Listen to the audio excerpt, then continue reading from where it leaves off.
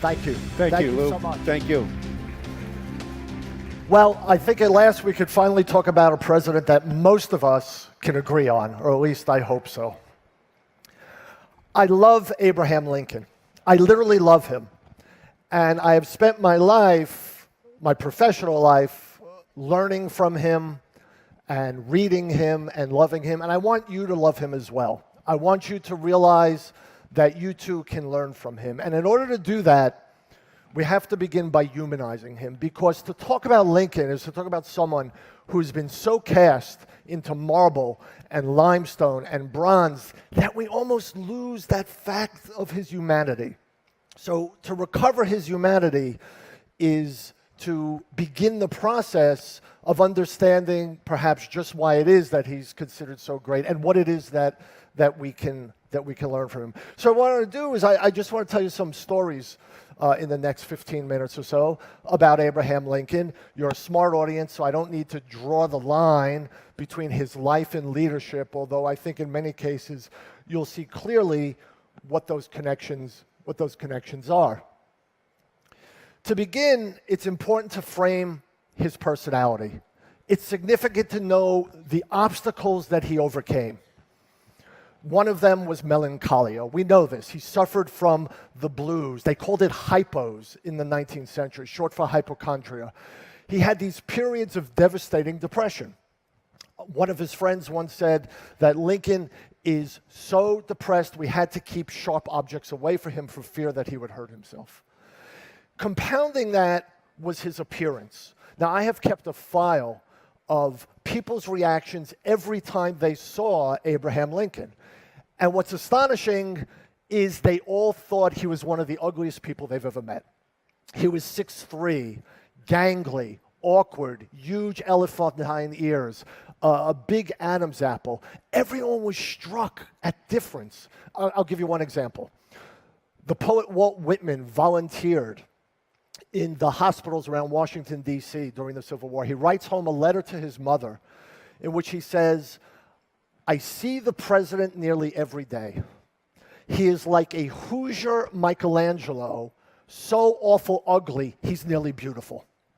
Well, when you grow up with that sense of difference, that sense of being an outsider, you need to find mechanisms by which to cope, by which to improve your life. And one of the keys to understanding Lincoln is education. Education was his path of upward mobility. I mean, what were the chances that this kid had? Born on the frontier in a dirt floor cabin, his father illiterate. When he ran for president in 1860, he was asked to fill out a survey. And the questionnaire was very simple. And here's how he filled it out. Born February 12th, 1809, Hardin County, Kentucky. Education, defective. He devoted his life to remedying that. He caught a break. His mother died, and his stepmother shows up with books. And the world of books, the world of reading, the world of education is what got him outside of himself and which began him on this path of upward mobility, the way it has many great Americans, the way it has all of you. I mean, part of why we're here today is this notion of lifelong learning, of continuing to learn, of continuing to educate. It was unlikely that he was going to become president. He posed for this image that's on the board now when he came to New York for a big lecture. He knew it was a lecture that was maybe going to determine whether or not he could achieve the presidency. And you could see how statuesque he is. His left hand on props, but the Bible, maybe the Constitution, that right hand showing the native strength that he had. Carl Sandburg once said of him, he was equal parts velvet and iron. And this image captures that sense of a man who perhaps is in the position to lead the nation through this incredibly delicate time of controversy. He's statuesque, he's staring us in the face, he's showing some determination. Well, he becomes president, of course. One of the things he does is he grows his beard between his election and his inauguration. I like to think of it as his war beard. He's getting ready for the battle that's coming. And here's something else about Lincoln that really strikes me. So as president, of course, he's also commander-in-chief. What was his military experience?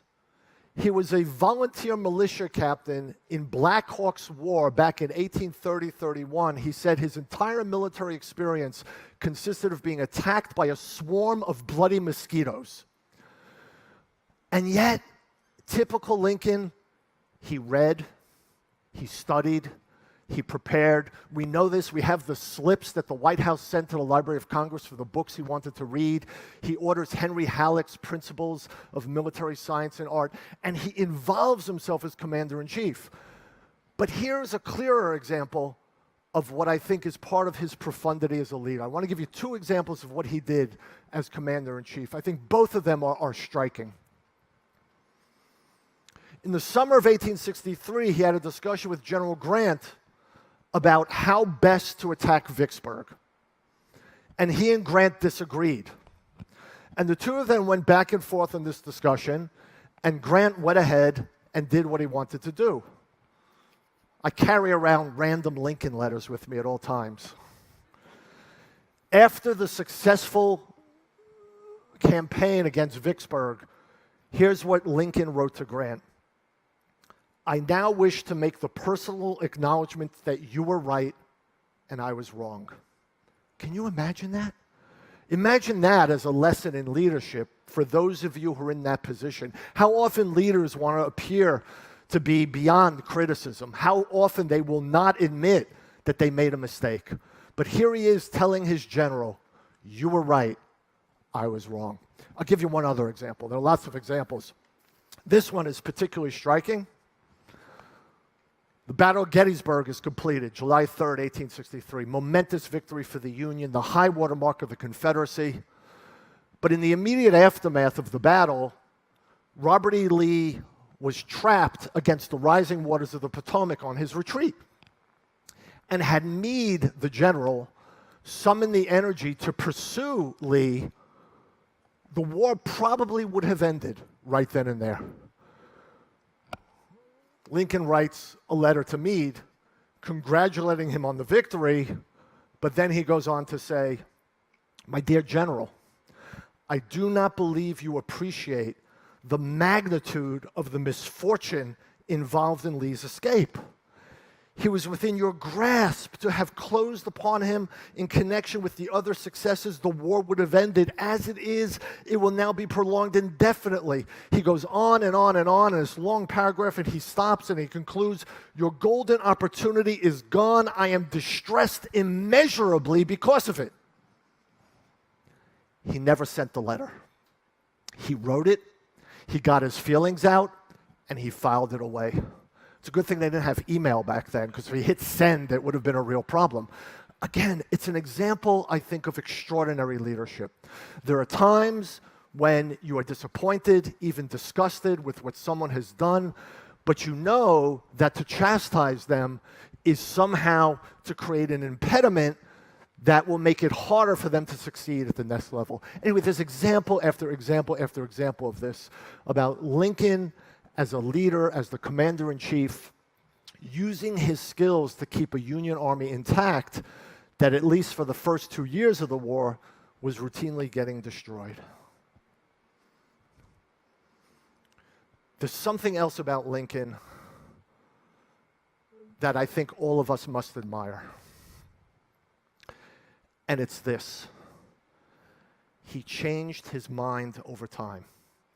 It's extraordinary, and we can watch him do that. At this moment, with so much partisanship, so many people fixed into their positions, the idea that you're going to change your opinion about things based on evidence, based on changing circumstances, based on talking to people, that was Lincoln. And he didn't just change his mind about trivial matters, he changed his mind about the single most important matters facing the Union.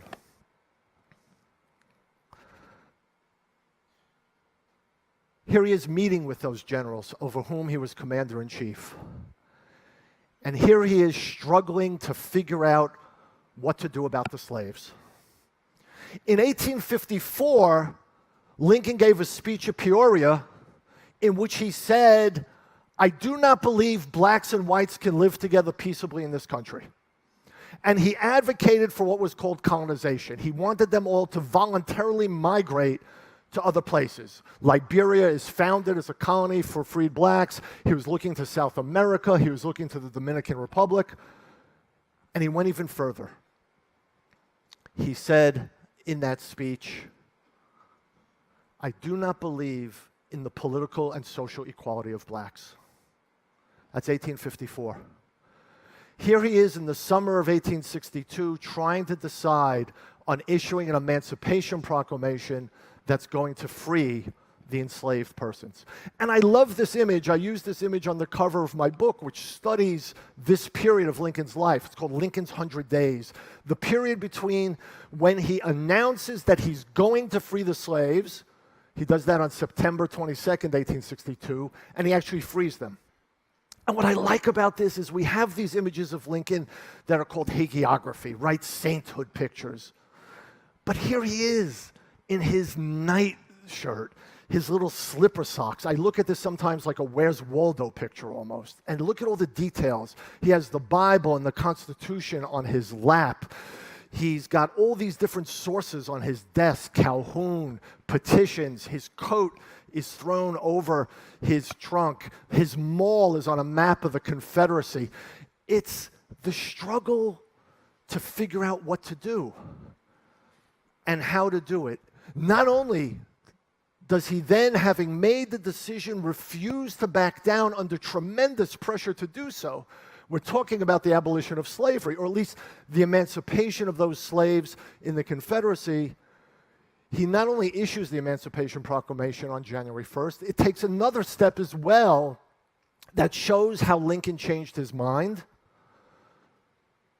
The Emancipation Proclamation authorizes the enlistment of black soldiers. Lincoln had been completely opposed to that. He said, "What, are you crazy? We're going to put guns in the hands of slaves and free blacks and send them back south to fight?" He said, "If I were to do that, Kentucky, one of the border states, would immediately leave and join the Confederacy." And as he once was quoted as saying, "I'd love to have God on my side. I must have Kentucky." He changes his mind. He authorizes the enlistment of those black soldiers, and the fighting of those black soldiers becomes critical not only to winning the war, but to creating claims to citizenship after the war. Lincoln was evolutionary, not revolutionary. And I think there's a lesson there.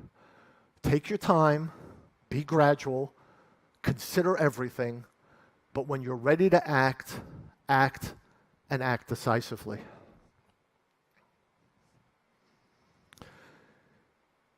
He, of course, becomes celebrated for the Emancipation Proclamation and for the enlistment of black soldiers and for saving the Union, abolishing slavery, and, of course, also protecting democracy.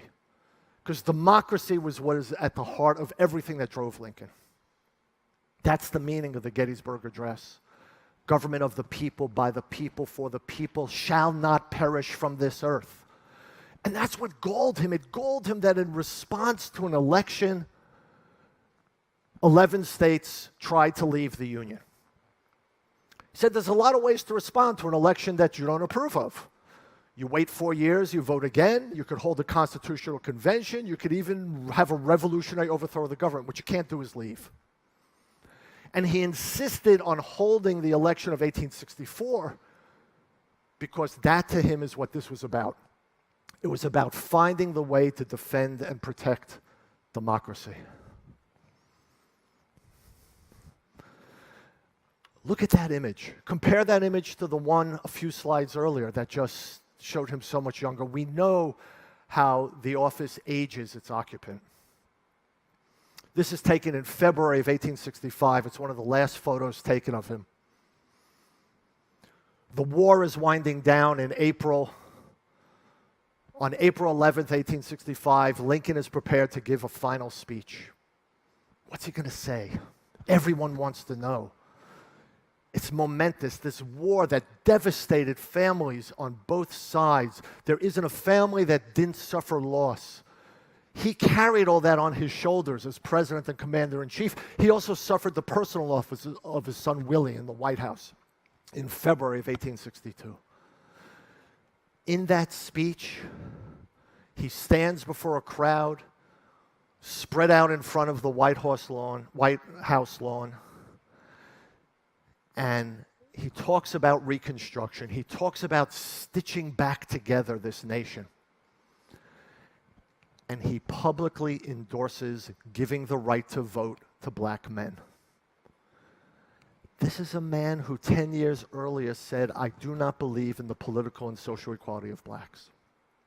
He understood that only by giving the right to vote to black men could those freedmen, some 4 million of them now with the 13th Amendment on its way to being ratified, could they protect their interests? That's what democracy is. They had to be able to elect their own representatives. Standing in the crowd in front of the executive mansion when he delivers that speech is John Wilkes Booth.